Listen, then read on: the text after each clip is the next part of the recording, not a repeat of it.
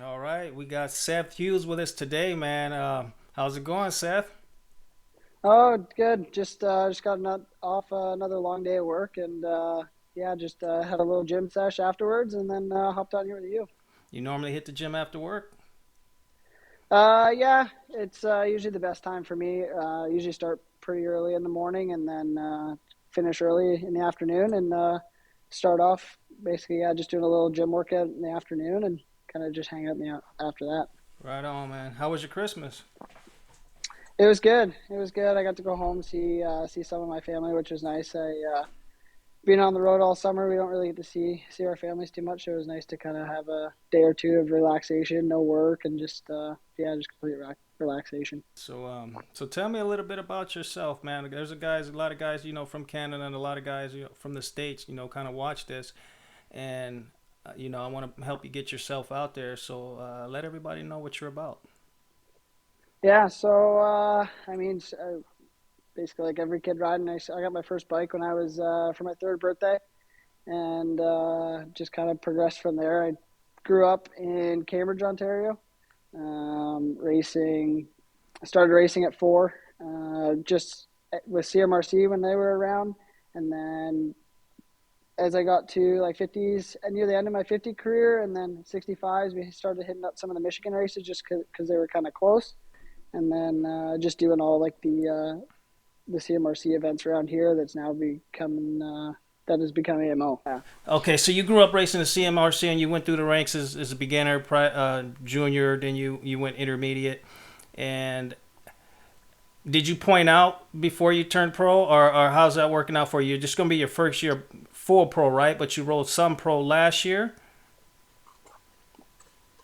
Yeah, so as a amateur in the intermediate class, you're eligible to race the 250 pro class.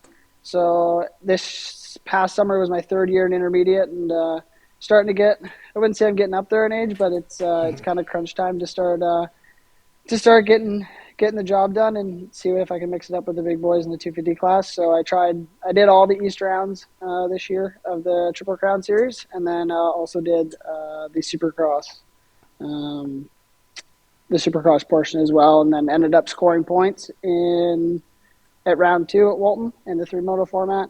Scored points in all those motos, which automatically bumped me out of the intermediate class. Ah, okay. So what are some of your expectations as a first year going into pro class full time? Uh, Definitely, I was able at that round 2 where I scored points. I cracked the top 15. I finished 15th in the third and final moto that day.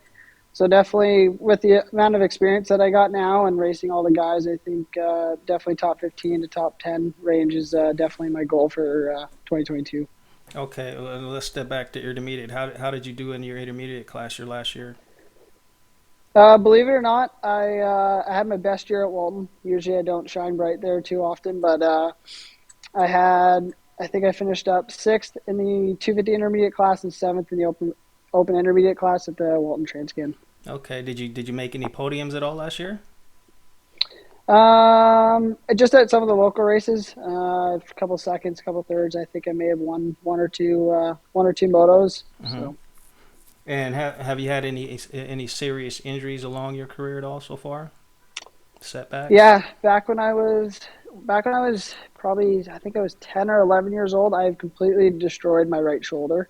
Okay. When I was I think when I was 10, I came over a jump. I probably second or third time hitting it on a 65 and got some wheel spin off the face and got a nice little huckabuck when I landed and ended up tearing a whole bunch of nerves in my right shoulder, and yeah, so basically now I have no front deltoid, so there's no big bulk muscle in front of my like collarbone and stuff like that. So Mm. So you kind of got to watch your shoulder yeah, injuries for sure, huh? And that's kind of like one of the common ones yeah, too. yeah, yeah, definitely one of the common ones. And then 2 years after that, the doctors said that if I ever crashed on that side again, it was going to come out. But 2 years later, I crashed on the same side, broke the collarbone, the shoulder stayed in place. So Oh, that's good. That's good, man. So you never yeah, had anything yeah, I where got really lucky with that. you never had any injuries where you were like, you know what, I'm quitting because a lot of guys coming through the ranks, they get to the pro class and they get some of these serious injuries and they call it quits. A lot of guys fight through the injuries and keep going. Have you had any setbacks where you thought about actually quitting? No, no. I think it's just the drive in me that I kind of still have for the sport and the love that I have is I don't think I'll ever give it up. Okay, that's what's up, man. I'm trying to look at my questions I got for you here. So if you can look back and change one thing, from when your career started, I say let's go back from like when you were intermediate to this point now. Since you said you raced in 3 years, if you can change one thing, or you can look back and change one thing that you've done, what would that one thing be? Definitely. I mean, not even that like, this past year, but definitely have a lot more structured of a program. That's even what I'm looking into. Like what I'm striving for into 2022 is having a structured program. That's just kind of being a kind of smaller guy. Hmm. It's I've always struggled on trying to muscle the bike around, and a lot of my competition is a lot bigger than me and stronger than me. So I'm just trying to get to that level where I can manhandle the bike a little better. Now, how tall are you and how much you weigh? I think 5'5", 5'6", and Okay. a buck 20 soaking wet. Oh wow. Okay, you're small So and pretty yeah, light. So you're riding a 250. I yeah, I, I take it, huh? yeah, Oh, yeah. okay. Okay. So now you have a ride for next year. Do you got? I mean, who's helping you out? You say you're working and you're supporting your own program. Yes and no. It's kind of a long story, but the company I work for, True North Fleet Lease and Remarketing, they also like it's more of a hobby thing in the snowcross division with True North Motorsports. We brought the rig to most majority of the rounds last year, just because it's been sitting here and threw a couple bikes in it, and I raced out of it mainly, and then the owner's son Kale, it basically been like my older brother to me, and Hmm. I actually live with them, so kind of works out that they're willing to help me out in the same way. So That's cool, man. So have you made any yeah. mistakes where you can look back upon and mistakes that you corrected? So if someone's looking at this now and that's not even riding or racing motocross, how can you kind of be an influence on them from some of the mistakes you made? That's a tough one. That is a tough one.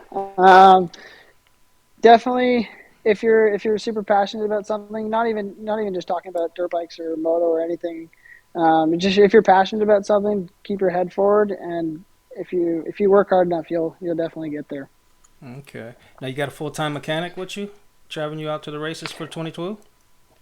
It's actually kind of funny. So Kale, like I said, kind of like my older stepbrother. He wrenched on my bike during the day, like during the motos, throughout the whole summer, and then it's basically just me uh, with my practice bike, and then during the week stripping the bike down, getting it all ready to go for the next weekend on top of the work and working out and training and riding during the week. So, but yeah, it's mainly Kale. Okay, so you got just got one bike that's your practice and your race bike, and you just pretty much maintain that bike throughout the year. No, so actually this year we were fortunate enough to find all the bikes that we needed, and then I had a practice bike, which I rode mainly in the spring. As soon as we were able to ride, and then I got a race bike, and then we had a spare bike as well, just for parts, because the demand for parts were so high that we were able to find another bike to in case anything broke. Okay, okay. So who's some of the sponsors that you got helping you out? Definitely, True North has definitely been one of the biggest ones, Mm-hmm. and then just a couple people behind me, Dylan Callan at Tear Off Gaskets, and also at Traction Training, who's helping me with on the bike training and off the bike training. Team LTD has been a big one. Steve Sims, Fox and Shift, JC and Jeff, the boys over there at Fox and Shift, have treated me amazing for the past since 2019. The list goes on. Rycor countertops.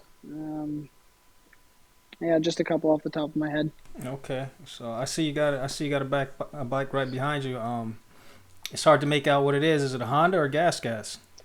No, so that's a Gas MC 250F. Okay, okay. And how you like that bike? Yeah. I love it. I love it. I spent last summer on a Husky 125 or 125 that we had made into a 150, and we have a pretty cool. I've had a long time relationship with Steve Sims, and same with the people that same with Kale and his family there. They've had a long time relationship with him, and we kind of wanted to help him support him with the gas thing since it being new this year. So we really wanted to push that for him as well. So. That's cool. So, yeah, Steve Sims. His name is always in the headlines, man. He's a good dude. Yeah, he's amazing. He's treated all of us exactly like family, so it's been great. Right on. So you got everything you said all mapped out for 2022, huh? Yeah, we're Kale and I were kind of, I wouldn't say we're managing the team, but we're getting some sponsors together for to help us hopefully go west if the series does. But if not, then we're ready to go for the eastern portion. Have you ever been west so far throughout any of your racing? I haven't I haven't, no. I've been out east to Moncton Hmm. to do the Riverglade event, and then last year we did Deschambault, but I've been there two or three times before that. So Okay, and you do a little bit of training in the states as well. yeah, so actually last winter was my first winter that I didn't end up going down. I think I counted with my mom the other day. I think we were 8 or 9 years. Hmm. It was the Oh wow. first. It was the first year that we didn't go down south for at least a week or a month. Where do you head So. to when you go down that way? Um, well, I've had really good ties with Ian Hayden, who used to own Motor Park, Okay. and he ended up buying a facility down there. He had that for the past 4 years before selling it. So I was down there, and it was more of a family operated business when he was down there. So I was down there helping him, and watering the track every night, and then riding and trading during the day. Okay, right on, man, right on. Yeah. So when you actually gonna start training? When does your training regimen begin? When the sun starts shining, snow melts. Yeah. So, yeah. So, I guess, I mean, I started with Dylan at the beginning of the month, beginning Okay. in December here, and then he's put me on a kind of a base program to kind of start to get going before Family Day weekend on the February 20th, I believe it is. I'm gonna head down to South Carolina to Oh, the Shoals. cool, Yeah, cool. Now, yeah. are you planning on coming back? Are you gonna jump into any Supercross rounds, or are you sticking strictly to moto? For me right now, I'm just gonna stick strictly to Moto, and then do the Triple Crown Series portion of the Supercross events. I don't have a ton of experience, just kind of the experience that I got last year racing with the Triple Crown guys. So, um, yeah, it would basically just be strictly Moto.